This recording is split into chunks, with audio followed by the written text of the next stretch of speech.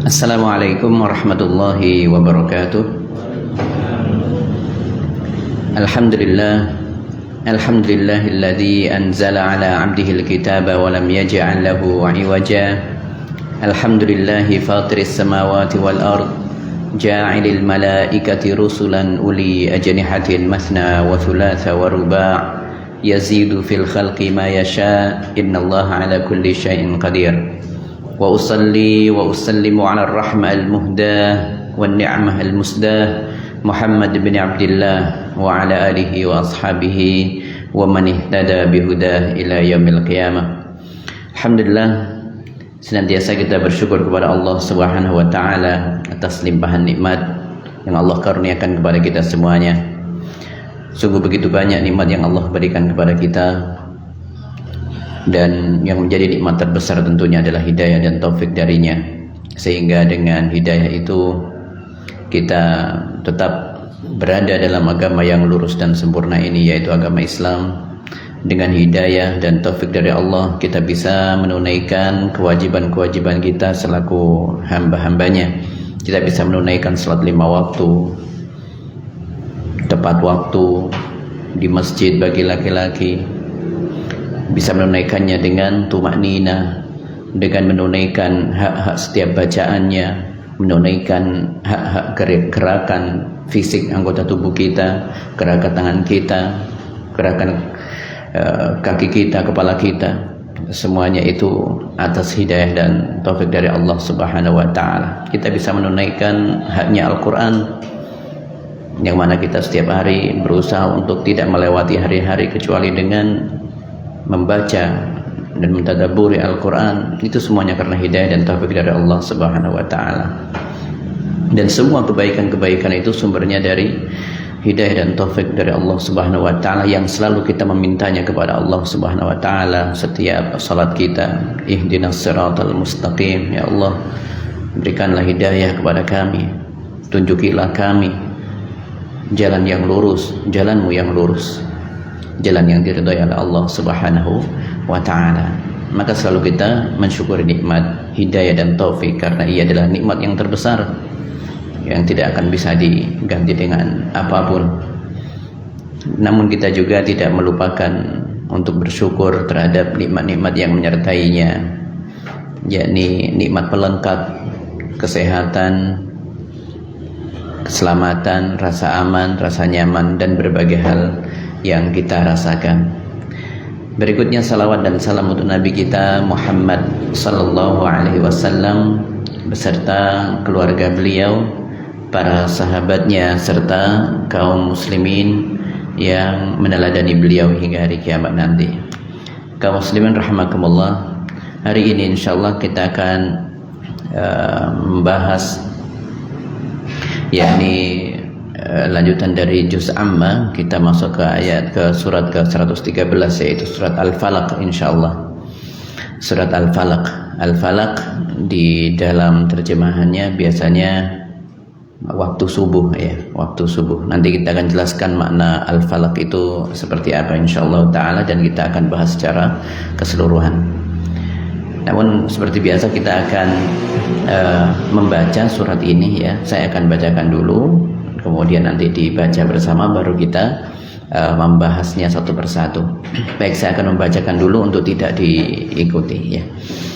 A'udzu billahi minasyaitonir rajim. Bismillahirrahmanirrahim.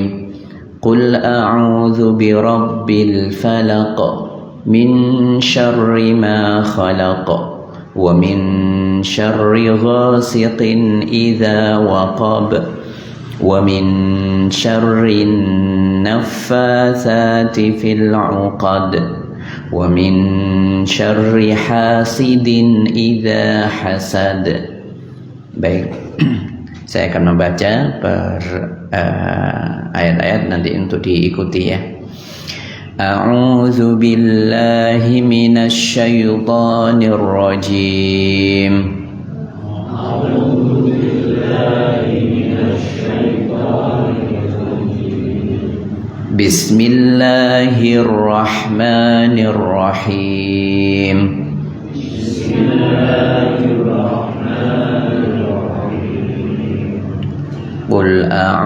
a'udzu birabbil falaq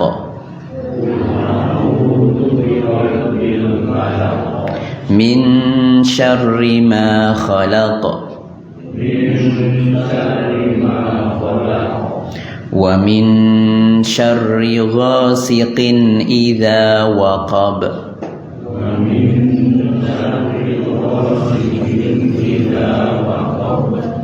wa min syarrin naffatsati fil 'uqad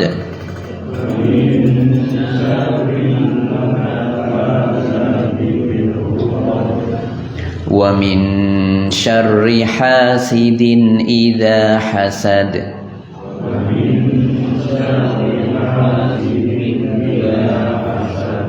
Tadi di ayat ke-4 tadi ada dengungnya ya gunnah.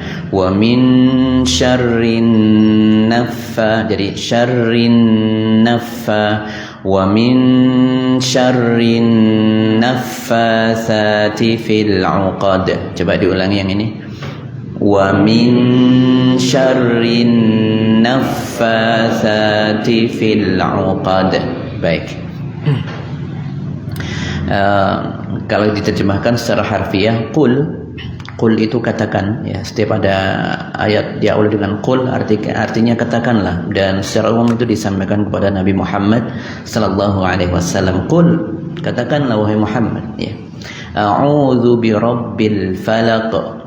A'udzu, aku berlindung, ba-nya itu bukan artinya dengan, tetapi gandengannya a'udzu. Jadi kalau kita artikan ke Indonesia, aku berlindung kepada, ya, aku berlindung kepada Rabbil falaq. Rabb, ya, Tuhan, al-falaq, ya, waktu subuh, Tuhannya waktu subuh, maksudnya yang menguasai waktu subuh. Arti harfiahnya seperti itu, ya. Kita lanjutkan. Min, dari artinya, syarri artinya keburukan atau kejahatan, ma khalaq, ma apa, yang khalaqa, yang Allah ciptakan. Jadi kalau kita runtutkan, qul, aku berlindung, a'udzu birabbil falaq, aku berlindung, katakanlah aku berlindung kepada Tuhan yang menguasai subuh, min syarri ma khalaq, dari kejahatan seluruh apa yang diciptakannya. Maksudnya dari kejahatan makhluknya, karena selain Allah itu semuanya adalah ciptaannya, ya. Perlindungan kedua meminta kepada wa min syarri ghasiqin idza waqab, dan min syarri, dari keburukan, ghasiq yakni malam, waktu malam, idza waqab, idza ketika, waqab ia masuk, maksudnya ketika malam sudah tiba. Kalau di dalam terjemah biasanya malam ketika sudah gelap gulita, biasanya seperti itu. Ya, maksudnya di sini intinya malam itu sudah masuk waktunya, ya, waqab itu. Dari kejahatan, dan dari kejahatan malam ketika sudah memasuki waktu malam atau ketika sudah gelap gulita. Itu permohonan yang kedua, berlindung dari kejahatan, ya, yang terjadi di waktu malam. Wa min syarrin naffatsati fil 'uqad, wa min syarri, dan dari keburukan atau kejahatan-kejahatan, an-naffatsat, wanita-wanita tukang sihir, ya, yang meniupkan. Naffatsat artinya wanita-wanita tukang sihir yang meniupkan, ya. Kalau laki-laki itu naffasun, ya, tapi kalau perempuan naffatsat, ya, nafasat. Dan dari keburukan, wanita-wanita tukang sihir yang meniupkan, fil 'uqad, pada meniupkan buhul-buhulnya atau ke dalam buhul-buhulnya. Wa min syarri hasidin idza hasad. Yang keempat perlindungannya adalah memohon perlindungan dari keburukan hasidin, orang yang hasad, idza hasad, apabila orang tersebut hasad, ya. Nanti kita jelaskan kenapa ada kata idza hasad di sini. Baik, tapi di sini intinya ayat ini menegaskan ini perintah kepada Nabi kita Muhammad SAW. Qul, katakan wahai Muhammad, a'udzu birabbil falaq, aku berlindung kepada Tuhan yang menguasai waktu subuh. Ya. Berlindung dari apa? Dari 4 hal. Berlindung dari 4 hal, yakni ayat 2, 3, 4 dan 5.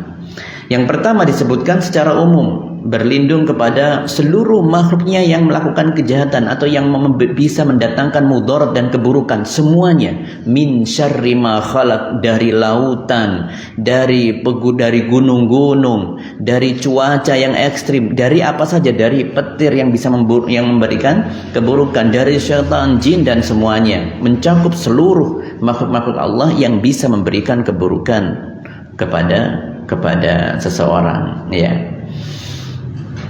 Kemudian yang perlindungan kedua atau permohonan perlindungan kedua lebih spesifik sekarang. Kalau tadi dari seluruh makhluknya secara umum, sekarang lebih spesifik, yaitu dari kejahatan malam apabila telah datang, sudah masuk malam, ya.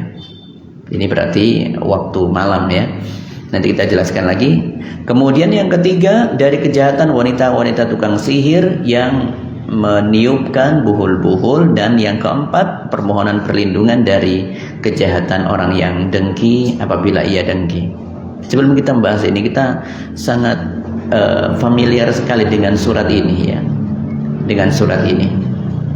Jadi surat ini memang dibaca di banyak waktu, ya, terutama untuk ketika seseorang itu mendapati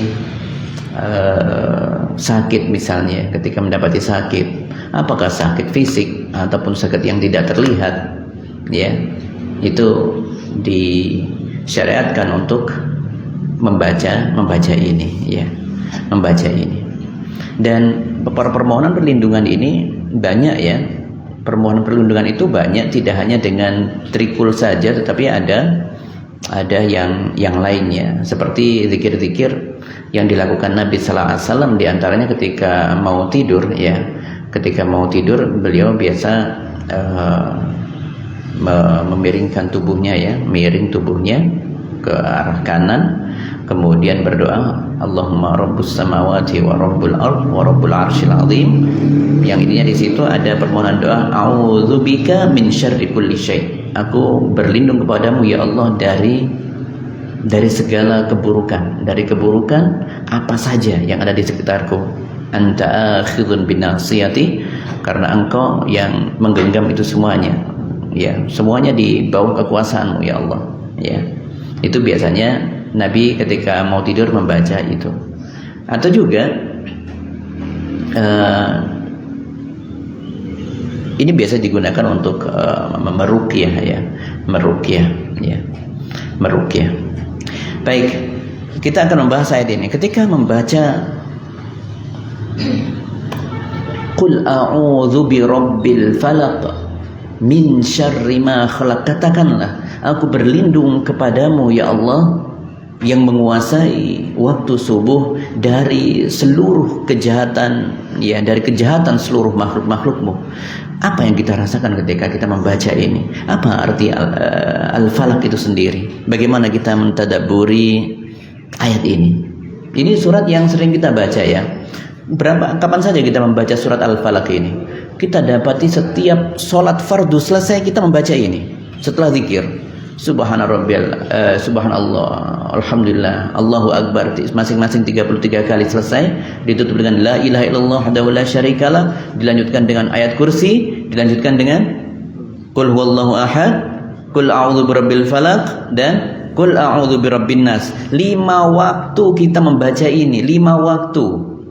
Hanya yang bedakan adalah jumlahnya. Ketika setelah sholat subuh dan setelah sholat maghrib dibaca 3 kali, 3 kul ini, ya. Qul huwallahu ahad, selesai ayatnya. Qul huwallahu ahad Allahus samad lam yalid walam yulad walam yakul lahu kufuwan ahad. Qul huwallahu ahad Allahus samad lam yalid walam yulad walam yakul lahu kufuwan ahad. Kemudian surat Al-Falaq juga dibaca 3 kali, surat An-Nas 3 kali, ya, dibaca. Adapun untuk salat zuhur, asar dan isya, nah itu cuma sekali-sekali saja, tetapi selalu dibaca. Bahkan ketika sudah sholat selesai, waktu subuh sudah selesai, kita mau zikir pagi, membaca lagi itu, membaca lagi, ya, membaca lagi, minta perlindungan kepada Allah Subhanahu Wa Taala. Ketika tertimpa keburukan, kita juga minta itu. Ketika ada, misalnya ada yang terkena sihir, ya, sesuatu yang tidak terlihat, kemudian terkena sakit, itu juga dengan itu. Ada terkena penyakit ain, juga dibacakan ini. Meruqyah juga statusnya dengan ayat-ayat ini, ruqyah. Jadi kemudian kita tiupkan, ya, kita tiupkan kepada orang yang di ruqyah, atau kita meruqyah diri sendiri, kita bacakan ayat-ayat ini, kemudian kita tiupkan, ya. Masya Allah, ini surat yang tidak bisa kita lepas dari itu. Setiap hari kita diarahkan oleh syariat itu meminta perlindungan setiap hari, bukan setiap hari sekali, bukan, ya. Setiap hari kita, bahkan kita sudah mengawalinya, tapi dalam bacaan surat,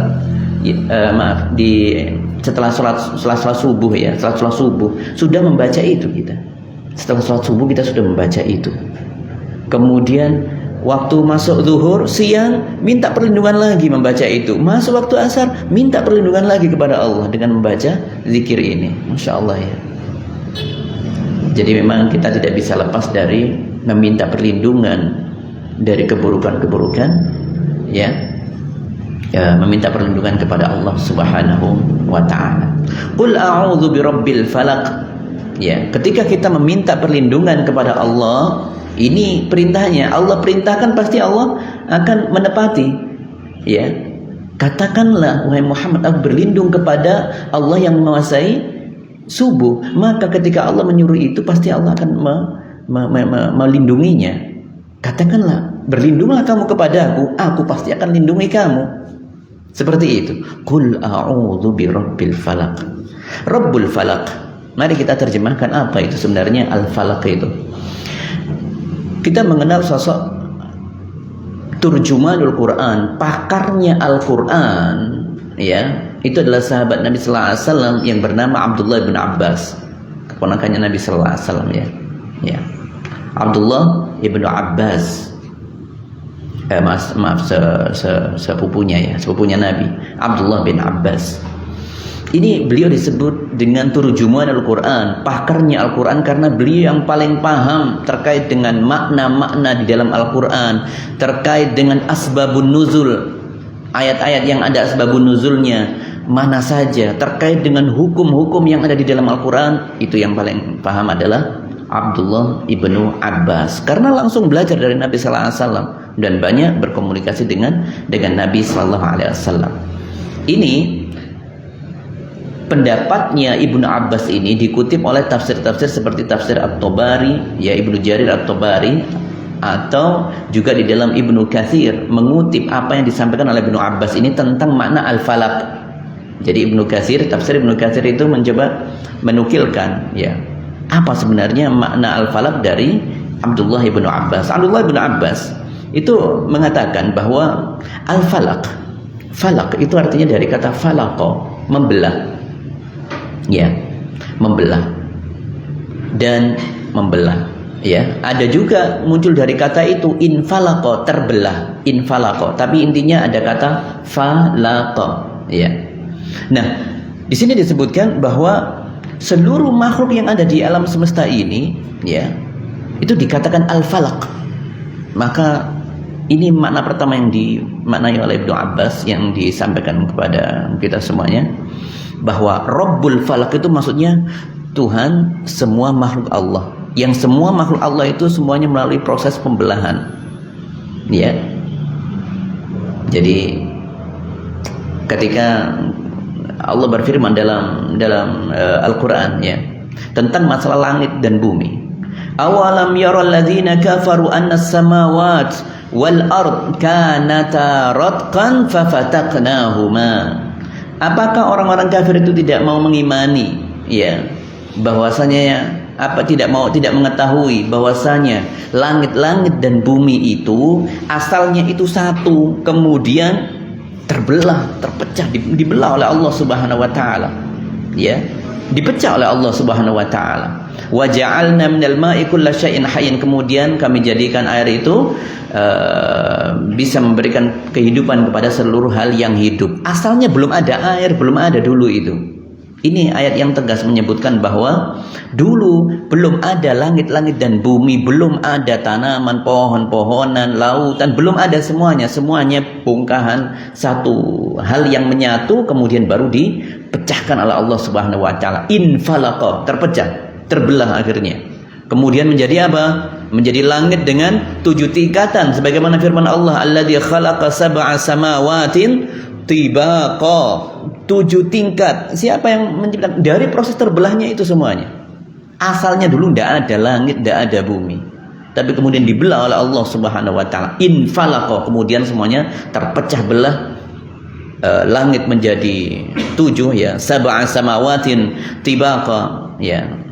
Termasuk bumi juga. Allahul ladzi khalaqa sab'a samawatin wa minal ardi mithlahunna, dan juga bumi itu juga ada 7 lapisan.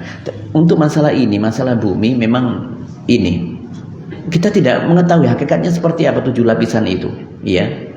Apakah bumi itu ada 7? Bukan seperti itu. Wallahu a'lam, kita tidak mengetahui hakikatnya seperti apa, kita berhenti dengan itu. Mau mencoba lapisan tanah, ya banyak di situ. Iya.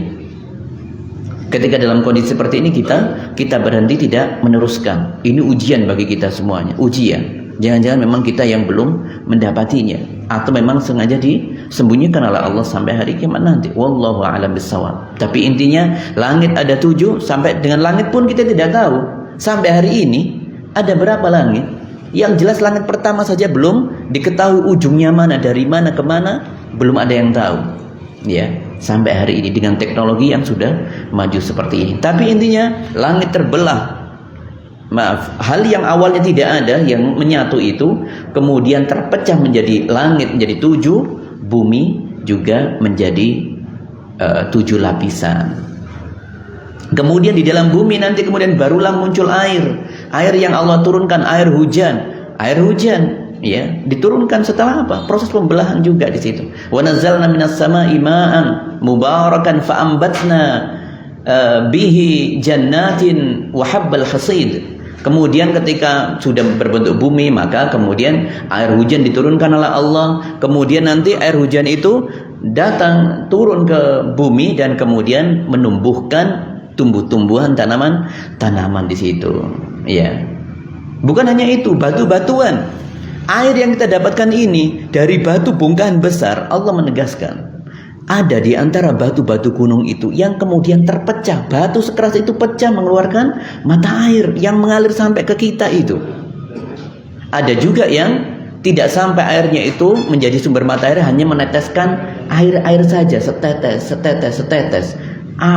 Batu yang keras seperti itu melalui proses pembelahan menjadi muncul air di dalamnya, kemudian dikonsumsi oleh manusia dan binatang. Kata Allah Subhanahu wa taala dalam firman-Nya dalam surat Al-Baqarah, ya, wa inna minal hijarati lama yatafajjaru minhul anhar. Ya, wa inna minha lama yashaqqaqu fayakhruju minhul ma.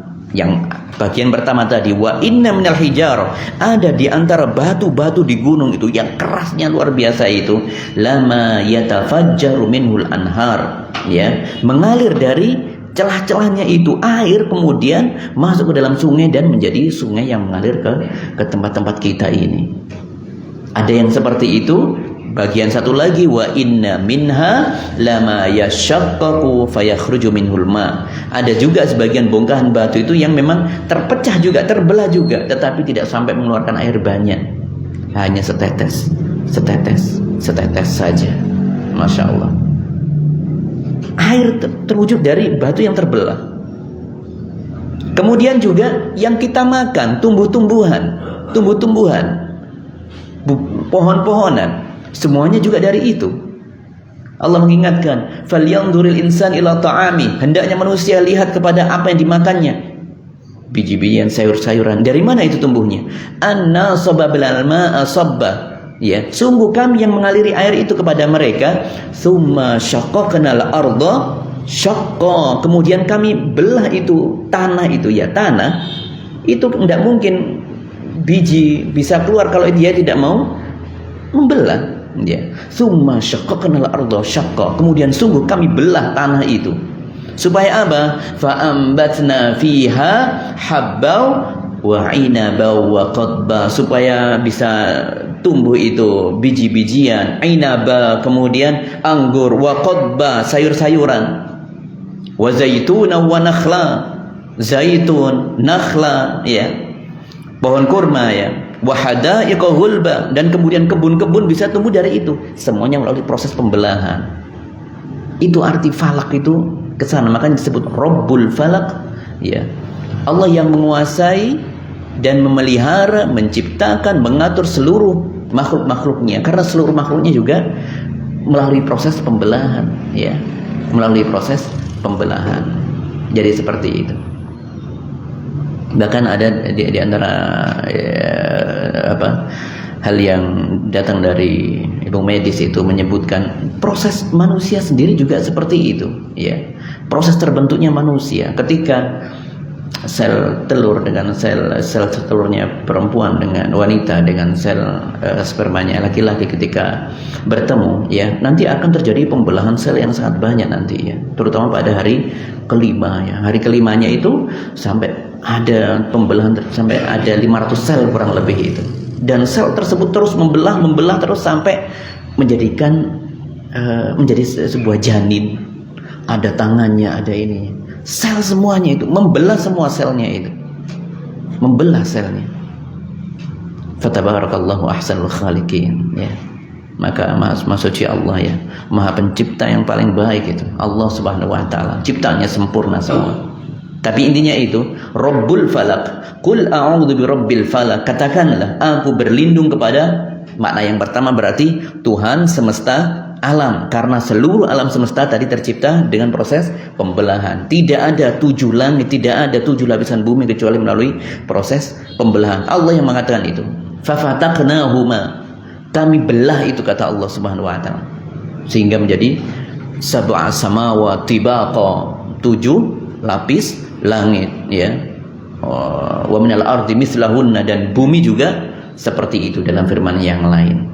Tapi intinya itu. Makna pertama ketika orang berkata qul a'udzu birabbil falak, katakanlah aku berlindung kepada Tuhan semua makhluknya, ya, Tuhan semesta alam. Namanya begitu, seperti Rabbul Alamin itu, ya. Itu makna Rabbul Falak, al-falak yang pertama. Adapun falak yang kedua, itu maknanya adalah mengkhususkan pada waktu subuh memang. Karena Allah berfirman dalam surat Al-An'am, Faliqul Isbah. Allah menyebut dirinya sebagai Faliqul Isbah dalam surat Al-An'am ayat 96. Dialah Allah yang menyingsingkan malam menjadi pagi.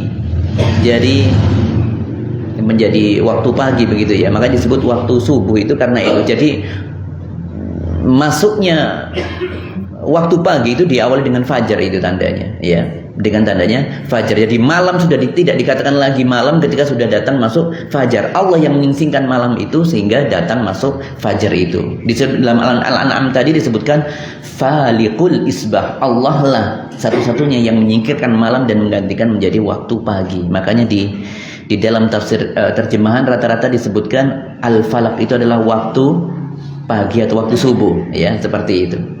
Namun dua ini tidak ada benturan, ya. Kita bisa memkompromikan dengan mudah tentunya, ya. Yang pertama kalau diartikan, dan semuanya disepakati oleh Ibnu Abbas memiliki dua pendapat itu. Ibnu Abbas memiliki dua pendapat itu. Yang pertama, al-falak itu mencakup seluruh makhluknya Allah Subhanahu wa taala. Itu adalah al-falak, dan yang lebih khusus al-falak itu mencakup waktu subuh, waktu pagi. Ya.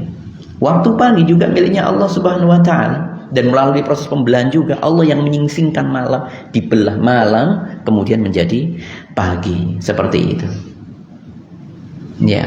Maka ketika kita membaca qul a'udzu birabbil falaq, katakanlah aku berlindung kepada Tuhan yang menguasai alam semesta, termasuk menguasai waktu subuh itu. Siapa yang bisa melakukan itu semuanya? Allah satu-satunya yang bisa membelah satu bongkahan besar menjadi langit-langit, menjadi bumi, menjadi planet-planet yang lainnya. Siapa yang melakukan itu? Allah yang bisa melakukan itu cuma Allah. Allah yang maha kuat, Al-Qawi, yang maha kuat. Ketika kita membaca qul a'udzu birabbil falaq, ya, dalam hati kita merasa, ya Allah, kita ini sedang berlindung kepada zat yang tidak ada duanya, masalah kekuatan yang bisa menjadikan semuanya terpecah. Ya, dulu tidak ada langit, tidak ada bumi, Allah yang melakukan itu. Kemudian yang membelah setiap batu-batuan yang mengeluarkan air, Allah yang melakukan itu. Yang membelah setiap tanah untuk supaya muncul biji-biji tumbuhan dari dalamnya, Allah yang melakukan itu. Masya Allah. Yang menggantikan malam menuju pagi, cuma Allah yang bisa melakukan itu. Ya. Jadi ketika kita membaca qul a'udzu birabbil falaq, sungguh kita merasa tenang. Kita sedang minta perlindungan kepada zat yang maha kuat yang bisa melakukan itu semuanya. Tuhan semua makhluk ada di, yaitu ada pada Allah Subhanahu wa taala. Allah itulah Tuhan semua makhluk yang maha kuat, maka hati itu tenang. Kita kalau minta perlindungan pasti minta kepada yang lebih kuat dari kita, dan kita meminta kepada zat yang paling kuat, yang maha kuat dia di alam semesta ini, Allah Subhanahu wa taala, ya.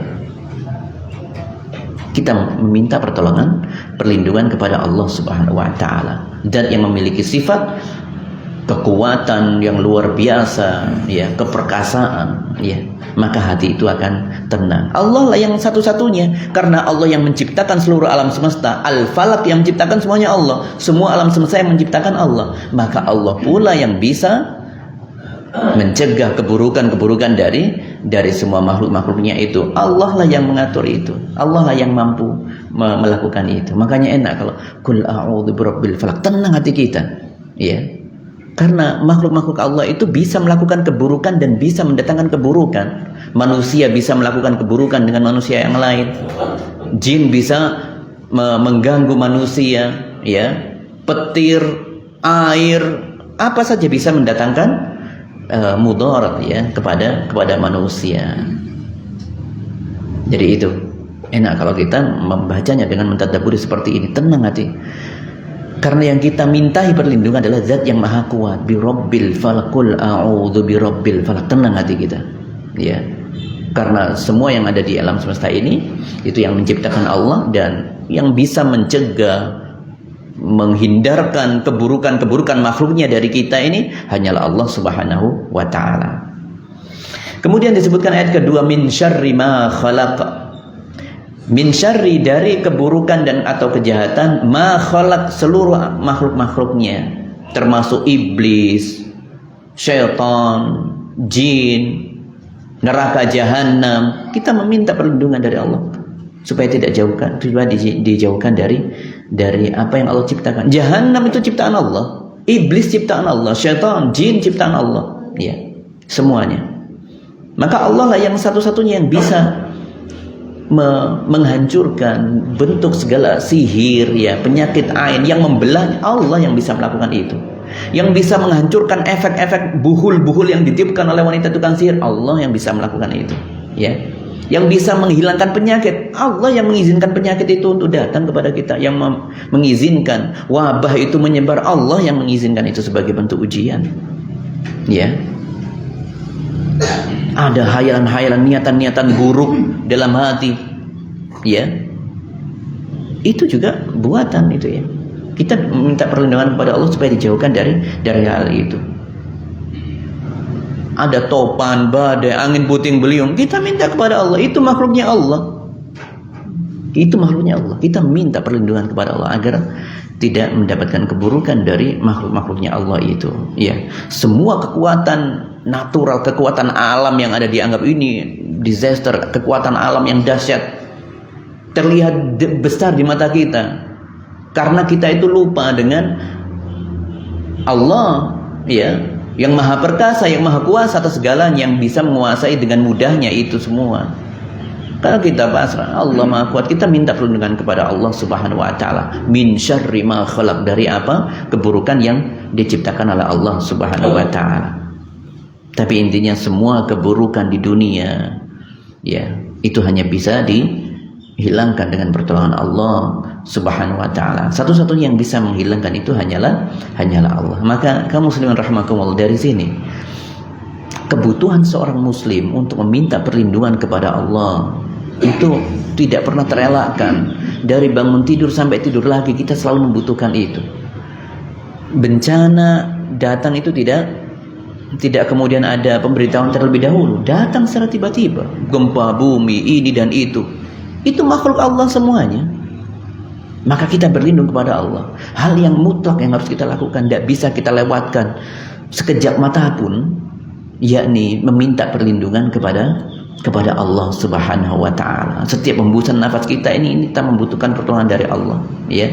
Bukankah dulu waktu Covid itu melalui proses nafas itu, siapa yang bisa kita melindungi kita?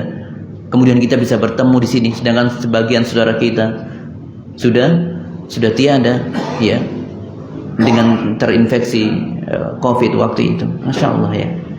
Allah yang bisa melakukan itu, yang bisa menjaga kita dari situ adalah Allah.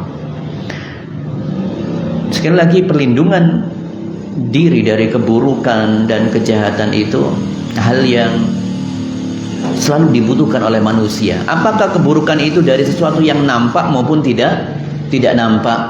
Makanya di ayat berikutnya disebutkan di sini tentang hal yang tidak nampak sekarang. Wa min syarri ghasikin idza waqab. Dan dari kejahatan malam apabila ia telah masuk tiba waktu malam. Kalau gelap gulita, maghrib itu sudah gelap gulita, Pak? Sudah kan? Belum, nggih? Belum, ya. Itu makanya idza waqab, secara harfiah saya belum berterima kalau itu dikatakan gelap gulita. Tetapi malam secara umum memang sifatnya gelap gulita. Yang paling banyak ada mudarat, ada bahaya di waktu malam itu ada di awal malam itu sendiri justru, ya. Kalau kita bicara tentang makhluk gaib, ya, itu ya, tentang syaitan. Karena syaitan itu puncak penyebarannya adalah di waktu awal malam, yaitu di maghrib itu. Ya, di waktu awal maghrib itu. Makanya Nabi sallallahu alaihi wasallam pernah mengatakan, idza kana junhul lail, kalau sudah masuk awal malam berganti sore menuju malam, yaitu waktu maghrib, ya. Apa pesan Nabi sallallahu alaihi wasallam? Fakuffu sibyanakum, tahanlah, jaga anak-anak kalian di rumah saja, jangan buka pintu, sudah di rumah saja di waktu malam, ya, di waktu awal malam, ya. Karena Nabi mengabarkan fa inna syayatin tantashiru hina idzin, karena syaitan-syaitan sedang bertebaran itu, lagi puncak-puncaknya, kembrutuk oleh bahasa kita itu. Puncak-puncak keluarnya di situ, ya. Fa idza dzaba sa'ah, kalau sudah lewat waktu maghrib beberapa saat, gampangnya kita sudah datang waktu isya, boleh dibuka lagi kalau ada keperluan, silakan. Anak-anak masih lemah, Pak. Anak-anak itu masih lemah, ya. Sangat-sangat lemah sekali, rawan dengan masalah syaitan yang keliling-keliling ini, ya. Lagi puncak-puncaknya keluar. Itu makanya Nabi sallallahu alaihi wasallam mengatakan apa dari itu? Kufu sibyanakum, tahanlah anak-anak di dalam rumah. Tunggu sebentar sampai waktu isya saja. Kalau sudah isya sudah lebih cenderung aman di situ. Kalau kita bicara tentang godaan makhluk gaib ini loh, ya. Nah, seperti itu. Kemudian kalau sudah malam, kalau kalau mau tidur, ini juga disebutkan, ya. Setan itu juga sebenarnya masih ada, tetapi tidak sedahsyat di waktu awal-awal tadi, maghrib sampai isya. Makanya kalau sudah malam, Nabi berpesan fa'aghliqu al-abwab, tutuplah pintu kalian. Kalau mau tidur misalnya sudah isya, sudah tidak ada keperluan keluar, tutup saja pintunya. Tetapi bukan hanya menutup pintu begitu saja. Wazkurusmallah, baca dengan bismillah. Menutup pintu itu secara fisik dapat melindungi kita dari ancaman-ancaman binatang buas, dari sesuatu yang bersifat fisik.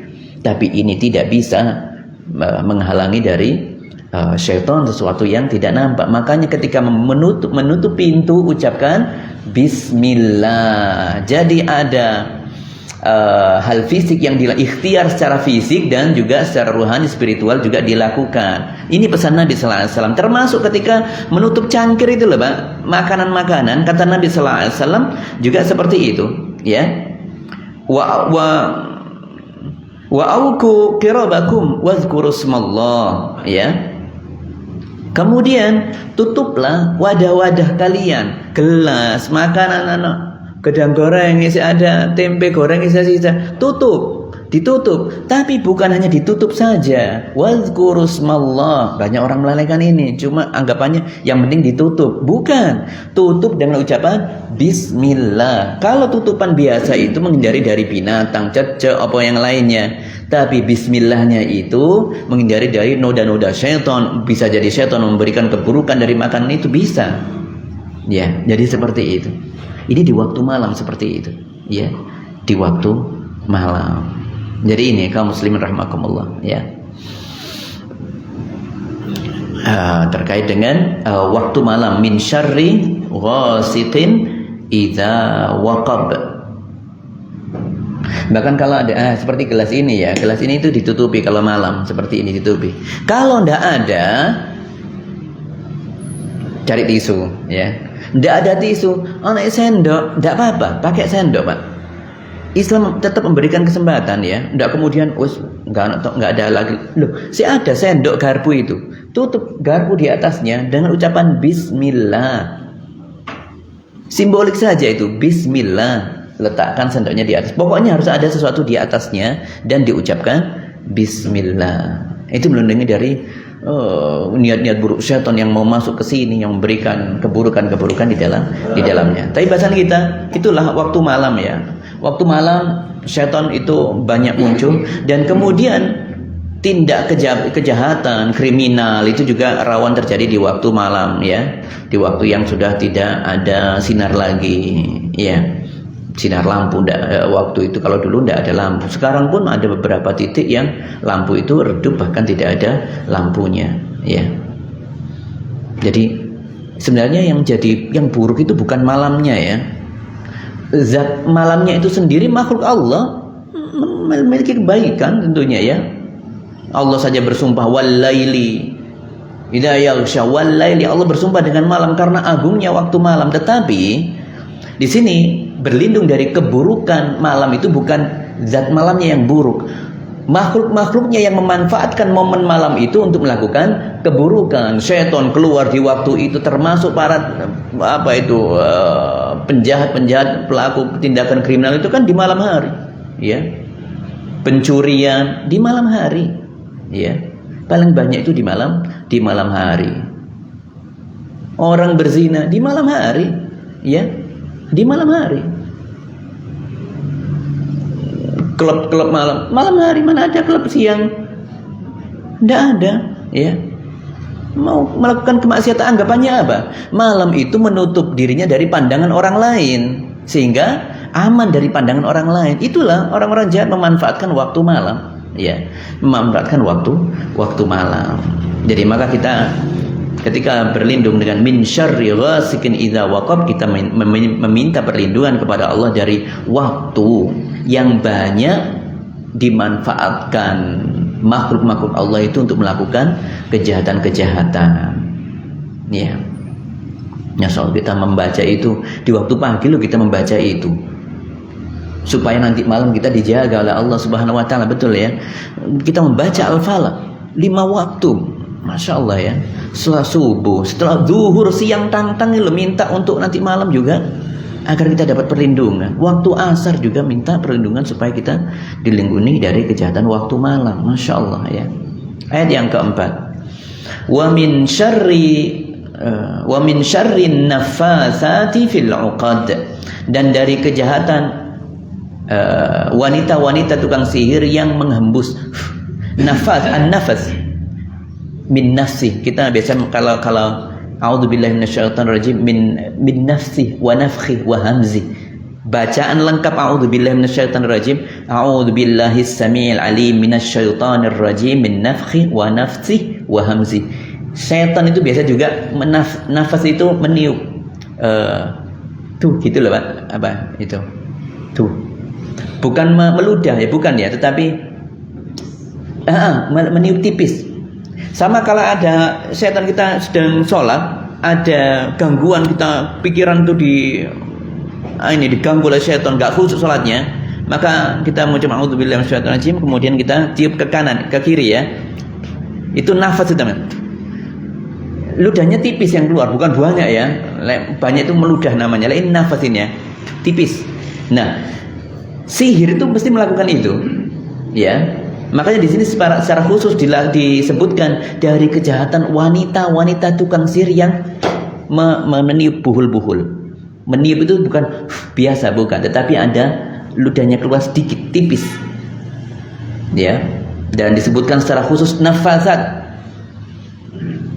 Yang disebutkan ini adalah kejahatan wanita tukang sihir, karena memang yang paling banyak melakukan sihir itu dan paling ampuh itu wanita, Pak. Ya. Kita juga mengenal hal yang umum. Pernah kita dengar istilah nenek sihir itu? Ada dengar kakek sihir? Tidak ada. Di dunia itu paham itu. Sedunia paham, bersepakat. Namanya sihir itu paling mujarab, paling top, markotop dari wanita. Ya, paling ampuh sekali wanita. Ya, paling ampuh. Makanya dari dulu sampai sekarang tukang-tukang sihir itu paling banyak adalah wanita. Ya. Paling ampuh. Laki-laki orang kalau paham seperti ini tidak akan cari dukun atau tukang sihir lagi. Tapi waliyadzubillah, jangan sampai ya. Tetap kita pasti sudah tahu di sini. Paling ampuh itu adalah yang perempuan, karena di antara Allah menjelaskan wanita itu ya, kalau sudah sakit dendamnya lama sekali itu. Kalau sudah pecah balik angel, Pak. Dendamnya, bencinya lama sekali, antep bencinya, emosionalnya kuat kalau masalah wanita itu. Masalah emosi ya, secara psikolog, dalam sisi psikologi saja sudah diakui. Paling banyak menggunakan sisi emosi siapa? Wanita, terlatih itu di situ. Ya, makanya di sini secara khusus mengatakan nafasat, bencinya dahsyat, ya. Dendamnya itu sangat dahsyat. Ya, sehingga mendorong ini keampuhan sihir yang dilakukannya itu semakin kuat, ya. An-nafazat, ya. Ini metode orang sihir itu, nafazat. Pasti melalui proses ini, ya. Yang pertama, namanya sihir itu selalu diawali dengan kesyirikan, meminta bantuan kepada selain Allah. Pasti itu, pasti mempersembahkan sesuatu kepada selain Allah. Pasti sihir tidak mungkin ada kekuatan supranatural, ya, kekuatan yang tidak bisa kita lihat. Orang bisa gerakkan ini tanpa ini. Sudah itu pasti dari bangsa jin itu, ya. Dia pasti sudah memberikan persembahan, melakukan kesyirikan dan kemudian meminta pertolongan kepada selain Allah. Yaitu juga kesyirikan juga. Kemudian setelah melakukan kesyirikan apa? Dia mengucapkan jambi-jambi, mantra-mantra itu, Pak, ya. Mantra-mantra pasti itu, ya. Mantra-mantra yang berisi permintaan bantuan. Kadang bahasanya tidak dipahami oleh manusia, ya. Bahasanya aneh, ya. Bahasanya aneh. Tapi intinya itu adalah meminta bantuan kepada jin dan membuat kesepakatan untuk patuh kepada jin dan setan. Setelah mengucapkan mantra, apa yang dilakukan? Nafas. Ditiupkan. Biasanya ditiupkan kemana? Ke buhul. Buhul itu bentuknya ikatan. Apa sebenarnya bukhul itu? Biasanya bukhul bentuknya apa biasanya, Pak? Semacam kalep di tali-tali seperti itu. Kenceng, ya, susah diudali, kenceng, ya. Itu adalah simbol kesepakatan antara manusia yang minta pertolongan dengan jinnya. Ya, makanya jinnya tidak mau pergi kecuali itu sampai terudal. Makanya kalau menemukan buhul langsung segera bacakan ayat ruqyah, dibakar, sudah dibakar betul-betul sampai hilang. Berarti sudah memutuskan tali hubungan, janji kuat, janji setianya setan untuk membantu ini.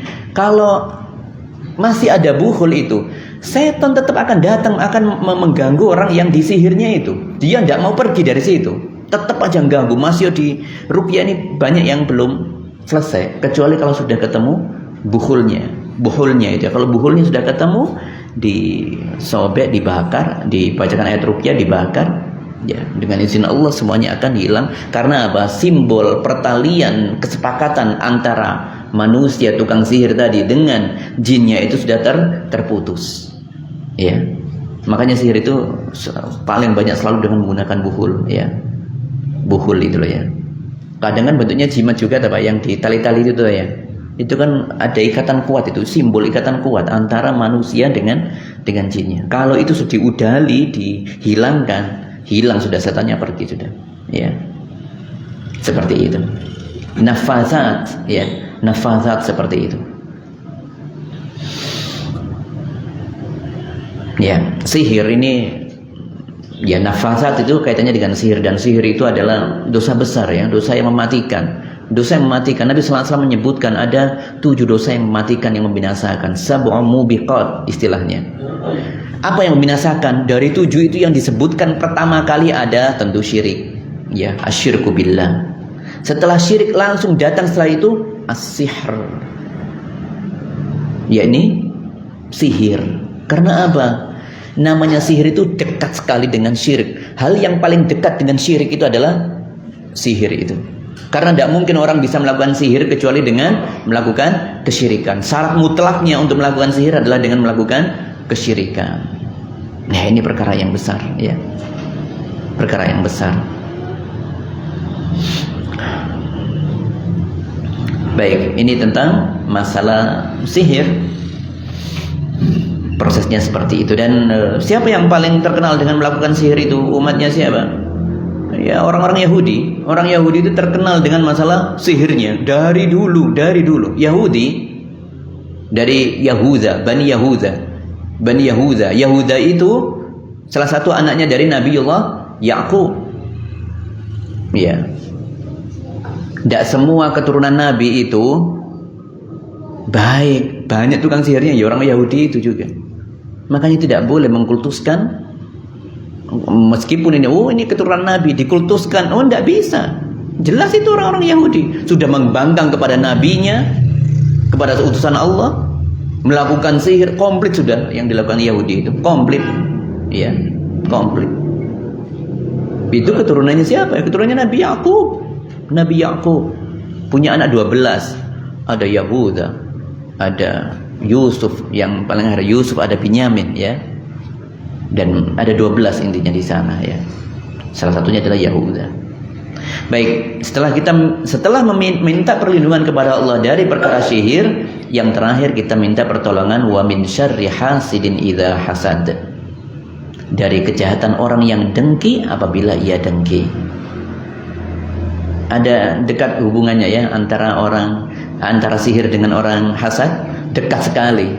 Sihir itu hanya bisa dilakukan, banyak yang melakukan itu adalah orang-orang yang hasad, tidak senang dengan, ada kebencian, benci dengan orang lain, iri dengki dengan orang lain, akhirnya nyewa jasanya dukun, jasanya penyihir untuk mengambil nikmat itu. Yang asalnya sehat jadi sakit, ya.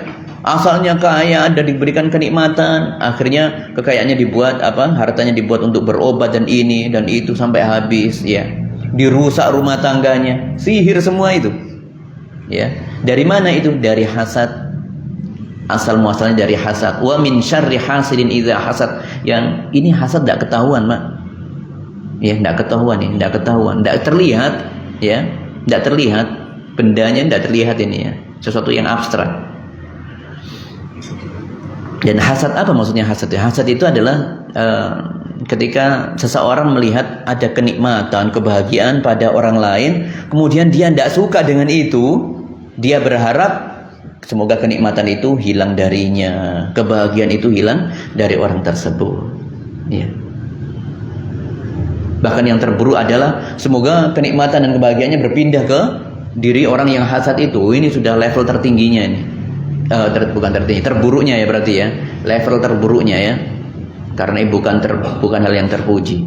Apakah setiap kita ada hasad? Ingat, kita diingatkan oleh Hasan Al-Basri. Dulu pernah Hasan Al-Basri, seorang tabi'in rahimahullah ta'ala, pernah ditanya tentang masalah hasad ini. Ayahsudul mu'min, wahai Hasan Al-Basri, ya, apakah seorang mukmin itu juga bisa hasad?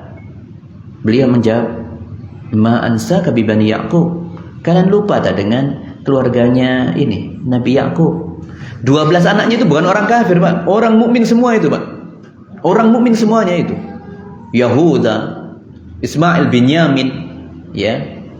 Semua orang-orang beriman, anaknya Nabi, Pak, anaknya Nabi Yakub, dan semuanya beriman semuanya. Tapi lihatlah ketika muncul melihat Nabi Yusuf, ya, Yusuf saat itu Yusuf kecil diberikan perlakuan yang luar biasa oleh ayahnya, cinta ayahnya luar biasa kepada Yusuf melebihi yang lainnya, muncul hasad sampai akhirnya apa? Mereka melakukan keburukan, membuat kedustaan kepada bapaknya, mengatakan bahwanya Yusuf dimakan serigala, kemudian Yusuf bahkan dimasukkan ke dalam sumur, dijual, Pak, bahkan Pak, dijual.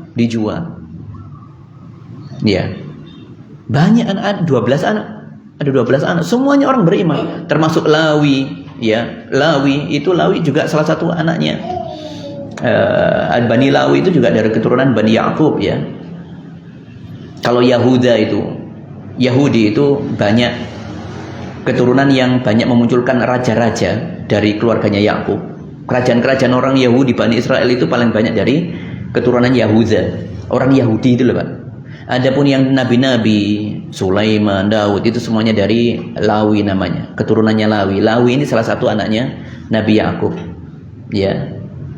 Jadi yang satu mengeluarkan banyak nabi itu adalah dari Bani Lawi, yang mengeluarkan banyak raja itu Bani Yahuda, yang kita kenal dengan Yahudi saat ini itu loh. Ya. Adapun Binyamin tidak punya itu. Yusuf tidak punya seperti itu. Tidak punya keturunan-keturunan seperti itu. Tapi bahasan kita di sini, Hasan Al-Basri mengingatkan, kalian lupa tak dengan kisahnya ini? Dengan kisahnya siapa itu? Anak-anaknya Nabi Yakub. Bukankah mereka melakukan itu terhadap Yusuf itu karena iri, karena hasad? Ya. Jadi apalagi kita loh, Pak, ya. Melihat orang bahagia itu muncul, ya, ada, bisa muncul, bisa, Pak, bisa ada, benih-benih itu ada. Karena ini menunjukkan salah satu lemahnya sifat manusia itu di situ.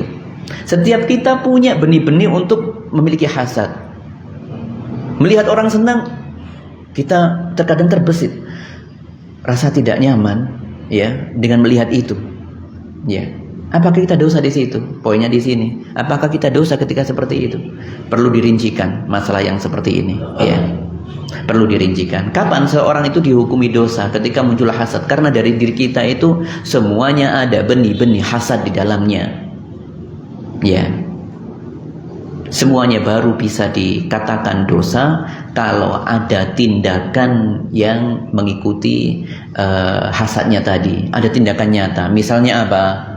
Ketika melihat kita ada orang yang dapat kenikmatan, kita tidak nyaman dengan itu, kita ngerasani dia, keburukan dia, mengumbar aibnya karena ada kenikmatan padanya. Itu namanya hasad yang sudah berdosa itu di situ. Ya, ngerasani, ghibah, ya, termasuk dalamnya, atau mencederai, mencelakai secara fisik, ya. Itu juga masuk pada dosa, ya. Apalagi sampai melakukan sihir, waliyadzubillah, ya. Ada juga biasanya orang kalau melihat ada orang punya kendaraan bagus,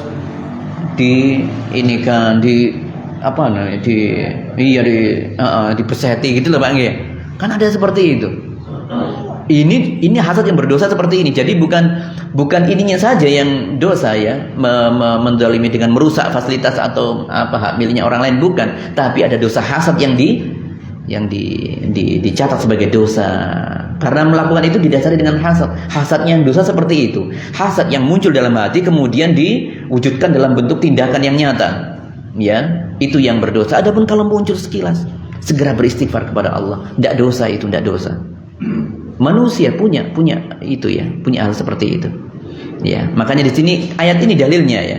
Wa min syarri hasidin idza hasad. Ada orang hasad, belum tentu dia mewujudkan dalam bentuk tindakan. Makanya ada kata penegas idza hasad.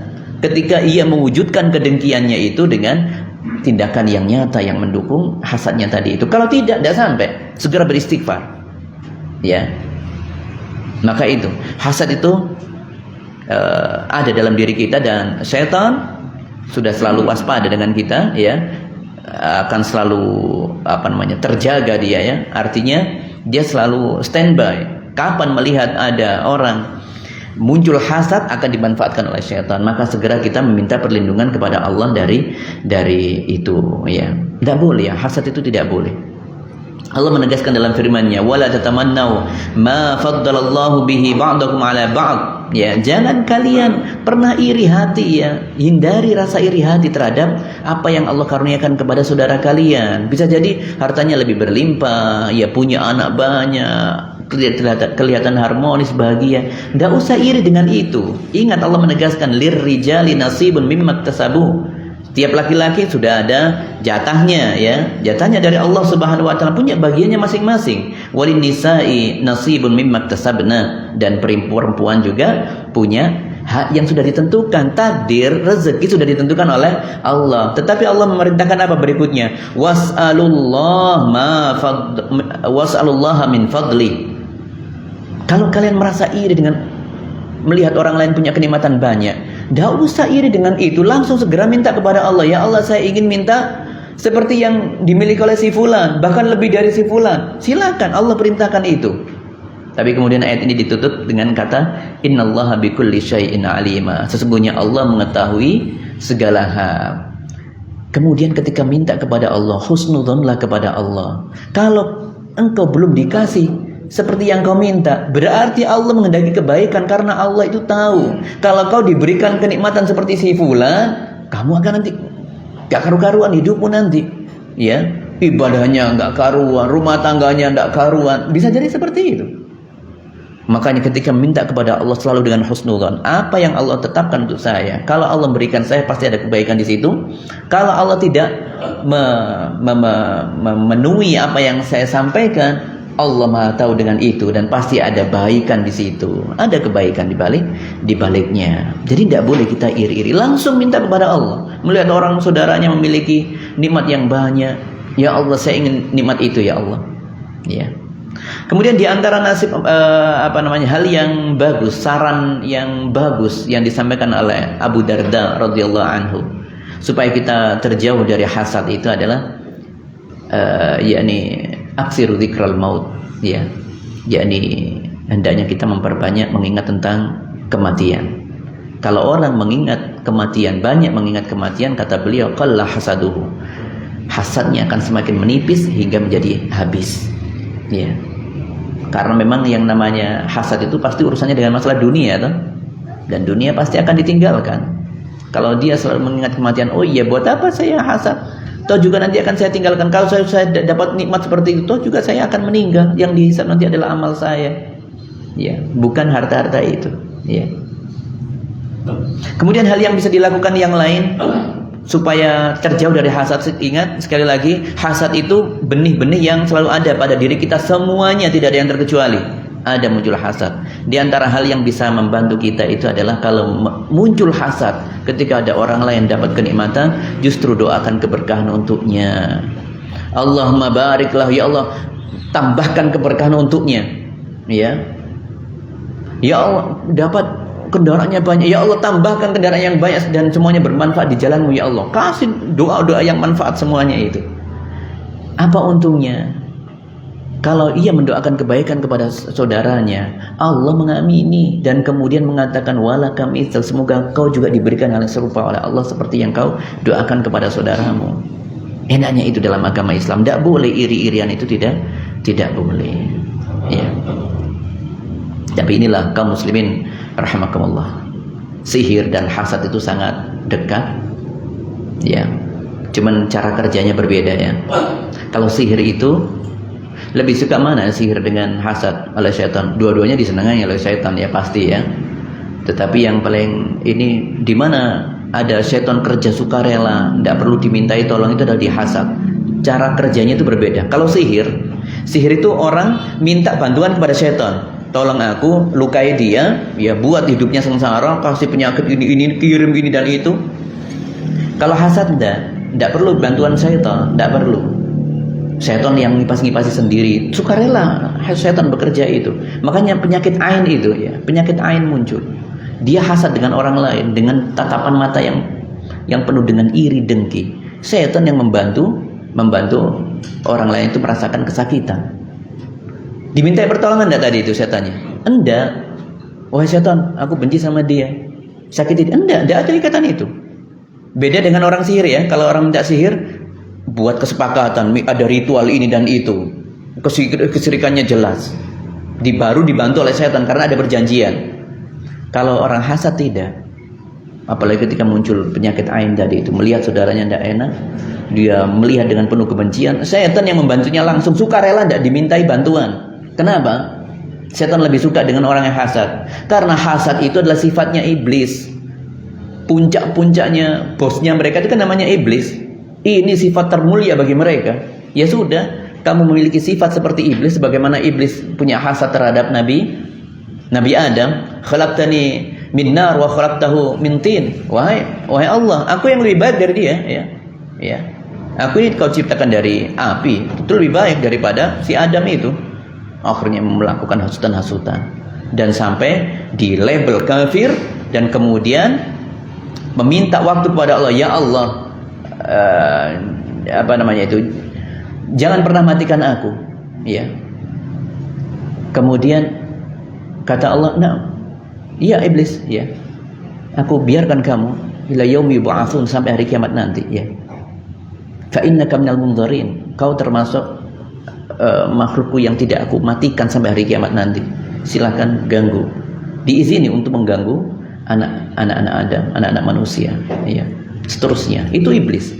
Maka orang hasad ini ada kedekatan sifat yang mirip dengan iblis. Makanya setan itu tidak dimintai bantuan, langsung otomatis membantunya, senang sekali setan membantunya, ya. Maka itu termasuk ini masalah ain, ya. Ain itu ternyata terkadang tidak muncul dari pandangan kebencian terhadap orang lain. Terkadang terlalu bangga diri sendiri, bangga terhadap kenikmatan yang ada dirinya, tidak dengan mengingat Allah, itu nanti akan menjadi sarana untuk terjadinya penyakit ain, ya.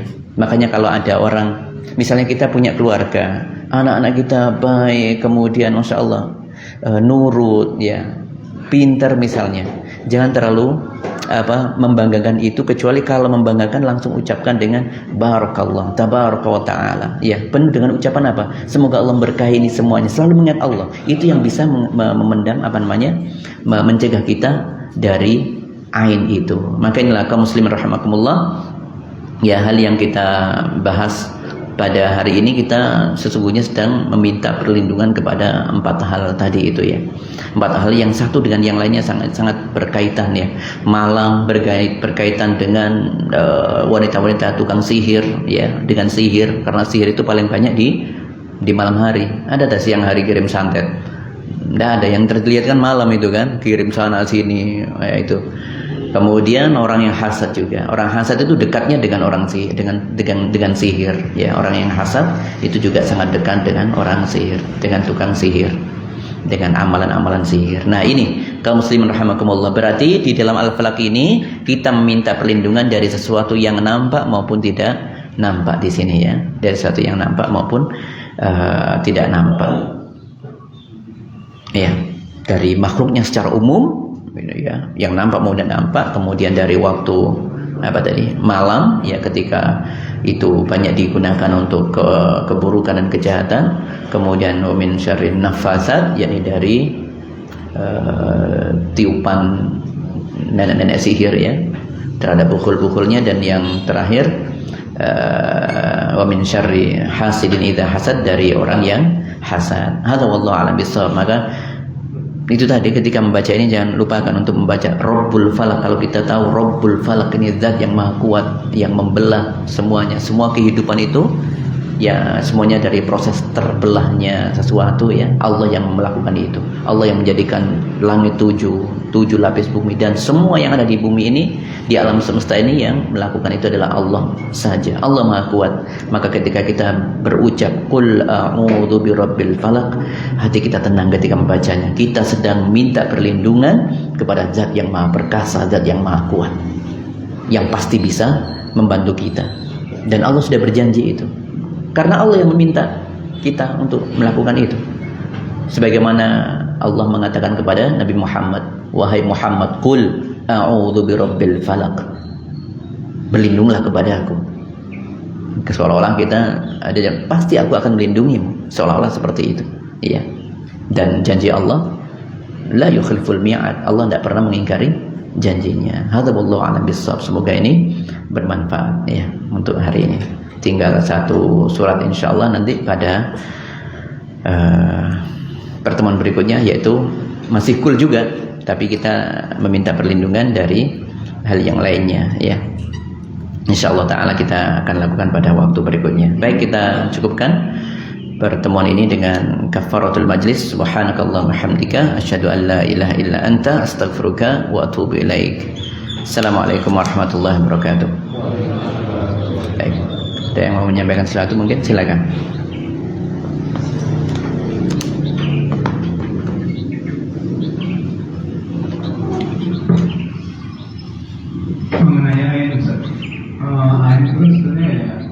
yang seperti Ustaz katakan, lahirnya sebenarnya dari hasad juga gitu. Tapi kemudian dengan ucapan-ucapan biasanya kan menimbulkan air juga kan, contohnya seperti yang dicontohkan di zaman Rasulullah kan, seorang sahabat yang melihat Sahal namanya ya, Sahal. Melihat badan sahabatnya yang bagus, atau Betul. pada zaman sekarang biasanya dicantiknya anaknya. Iya, betul. Bisa juga menimbulkan air. Apakah air itu selalu identik dengan hasad? Nah, baik. Ain tidak identik dengan hasad ya, tidak ya. Karena di zaman Nabi Sallallahu Alaihi Wasallam itu tidak ada sisi hasad dari siapa itu, Amir bin Rubai'ah itu ya. Amir bin Rubai'ah waktu melihat siapa itu, Sahal bin Hanif ya itu ya, Sahal bin Hanif ya. Jadi kisahnya kan itu, Amir itu melewati, ada Sahal sedang membuka bajunya, lihat kulitnya bagus sekali. Kemudian dipuji, muji biasa, tidak ada rasa hasad. Wih, bagusnya, mulusnya misalnya, tidak ada seperti itu. Cuma ucapan Masya Allah, indahnya ya tubuhmu ya, seperti perawan-perawan yang masih dipingit itu. Itu ungkapan saja, tidak ada rasa hasad pada dirinya, tidak ada. Langsung saat itu juga Sahal bin Hunayf itu tersungkur, terjatuh saat itu. Pingsan, Mbak, pingsan dengan ucapan saudaranya tadi itu. Iya, padahal tidak ada hasad di situ. Para sahabat Nabi tidak ada seperti itu. Tapi kemudian Nabi mengingatkan saat itu, ya, bagaimana kalian mau membunuh saudara kalian pelan-pelan seperti ini? Siapa yang melakukan ini? Ya, kemudian akhirnya Amir tadi mengatakan, iya saya Rasulullah, saya tadi memujinya, tapi kemudian dia tersungkur. Ya, kalau melihat sesuatu keindahan pada saudaramu, meskipun tidak ada hasad seperti itu, ya, maka ucapkanlah hal-hal yang baik untuknya. Semoga Allah berkahi dengan tubuh yang bagus pada dirimu. Semoga Allah berkahi kehidupanmu. Seperti itu. Semoga Allah bisa menunjukkan engkau supaya menggunakan tubuh indahmu itu untuk melakukan ketaatan di jalan Allah Subhanahu. Seperti itu. Iya. Jangan kemudian hanya memujinya saja. Tapi intinya ain itu muncul di situ bukan karena hasad kalau di kisah itu. Tidak ada kaitannya dengan hasad. Jadi memang ain itu bisa muncul dari banyak hal. Bisa dari hasad, itu pasti. Kemudian dari melihat sesuatu yang bagus tapi tidak menyebut nama Allah, tidak mengingat fatabarakallahu ahsanul khaliqin, Allah sebaik-baik pencipta. Ya. Ciptaan Allah sangat bagus, pasti indah semuanya. Harusnya kalau orang melihat kebaikan pada orang lain, biasakan mengucapkan tabarakallah, barakallahu fiik. Ya, itu kata yang bagus untuk menghindari ain itu, ya. Ain yang tidak ditimbulkan dari hasad itu adalah dengan mengucapkan barakallah. Melihat saudaranya dapatkan nikmat, barakallah. Dapat punya sepeda baru misalnya, barakallah. Helmnya baru, barakallah. Ya. Apapun yang baru, yang bagus-bagus, ucapkan barakallah supaya tidak muncul ain. Jadi memang tidak semuanya ain itu, tapi hukum dasarnya memang kaitannya dengan kebencian ya. Tapi ada yang tidak, buktinya di kisahnya Nabi tadi itu. Sahal bin Hunayf itu ya, yang waktu melepas bajunya terlihat mulus sekali, Masya Allah ya. Waktu ganti baju, Amir sahabat yang mulia, tidak ada rasa apa, tidak ada. Tapi itu tetap tindakan yang salah karena tidak melakukan tabrik namanya. Tabrik itu mengucapkan barakallah, mabruk misalnya seperti itu ya, barakallah, semoga Allah berkahi dengan cara seperti itu. Dan ini adalah salah satu metode yang bagus untuk menghilangkan apa namanya, menghilangkan ain ya, ain supaya tidak muncul. Termasuk untuk keluarga ya, anak-anak tadi dulu ya. Biasanya orang terlalu memuji anaknya, ingat itu bisa jadi ain di situ, muncul ain. Orang tua terlalu bangga, apalagi anak masih lucu-lucunya, masih balita, masih 1 tahun, ya Masya Allah, masih 9 bulan lucu-lucunya, dipuji sana sini, dia bangga dengan itu. Kemudian lupa mengatakan barakallah, semoga Allah berkahi kamu nak ya. Lupa dengan kata-kata itu, ingat ain bisa muncul, anak bisa sakit. Ya. Wallahu a'lam bishawab. Jadi memang seperti itu, tidak semua ain itu terkait dengan hasad ya. Ain bisa disebabkan juga karena melihat sesuatu, membanggakan sesuatu, tapi tidak kemudian mendoakan keberkahan, tidak melakukan tabrik tadi itu ya. Barakallah itu kata yang jangan pernah lupa, kata barakallah, tabaraka, masya Allah, tabaraka wa ta'ala. Banyak ungkapan-ungkapannya ya. Jadi kalau ada yang sesuatu bagus, masya Allah, tabaraka wa ta'ala. Atau langsung yang paling dekat tadi, barakallahu fiik, paling enak itu ya, paling mudah. Pokoknya ucapkan kata-kata tabrik ya. Membaca apa? Meminta keberkahan. Naam, barakallahu fiik. Ya, saya juga barakallahu fiik. Silakan, iya monggo. Oh, sudah. Silakan, ada lagi. Jadi itu ya Pak ya, sudah jelas ya. Tadi tidak selalu kaitannya ain itu dengan hasad, tapi bisa dari diri sendiri. Nah, melanjutkan tadi misalkan ada orang yang belum tahu memuji misalkan anak-anak kita, itu apa yang kita lakukan? Kalau orangnya tidak mengucapkan, kita yang mengucapkannya. Kita yang mengucapkannya. Barakallahu fiik ya. Jazakallah, barakallahu fiik. Langsung ucapkan ke orangnya, ucapkan ke anak kita ya. Alhamdulillah. Itu paling data ada kata alhamdulillah, barakallahu fiik. Itu untuk mengcounter semuanya itu ya. Ada orang yang belum tahu soalnya seperti ini, dianggap itu perkara yang biasa. Waduh ayu nih, waduh aduh lucu nih, gitu-gitu terus. Tidak ada ucapan-ucapan barakallah, tidak ada di situ ya. Iya, di lapangan kan seperti itu. Kita yang tahu yang seperti itu ya. Alhamdulillah, barakallah ya, barakallah. So, seneng-seneng kita ucapkan kata barakallah. Semoga kita diberkahi, semoga yang mengucapkan juga diberkahi ya, seperti itu. Hadza wallahu a'lam bissawab. Nah, dan yang paling jangan dilupakan adalah membaca doa ini. Yang ditekankan tadi itu ketika sudah paham Rabbul Falak tadi itu loh ya. Kita minta betul-betul membacanya, tidak ini ya, tidak kemudian asal mengalir saja. Jadi betul-betul ditadaburi ya. Jadi ketika kita membaca zikir ini, qul a'udzu birabbil falaq, rasa itu harus muncul di situ ya. Itu bentuk tadabbur, itu seperti itu. Rasa tenang karena saya sedang minta kepada Zat yang menciptakan alam semesta, yang menguasai alam semesta ini. Bukan hanya Tuhannya subuh saja yang membelah malam menjadi subuh, tidak itu saja. Ya, tapi al-falaq secara umum. Allah Maha Kuat, Al-Qawi, Al-Aziz, Al-Jabbar, Al-Mutakabbir. Tenang hati ini, Pak, tenang. Ya, tenang. Jadi dibantu dengan itu menumbuhkan husnudzan ya, tadabbur seperti itu, sehingga tentu lebih bagus ya, nilainya lebih berbobot daripada hanya sekedar. Alhamdulillah kita sudah ada sebagian kita ya, kaum muslimin banyak yang melazimkan itu setiap pagi 5 hari dibaca semuanya itu ya. Tetapi hal yang lebih bagus lagi adalah kita masuk ke level berikutnya ya. Kita masuk di next level ini. Level berikutnya adalah membaca, bukan sekedar membaca, tetapi dengan memaknai dan memahaminya, mentadaburinya itu tadi ya. Insyaallah. Tinggal satu kulnya nanti ini ya. Qul a'udzu birabbin nas setelah ini ya. Baik, saya rasa demikian. Tadi kita sudah cukup dengan salam ya. Baik, saya tidak perlu salam lagi kalau begitu ya.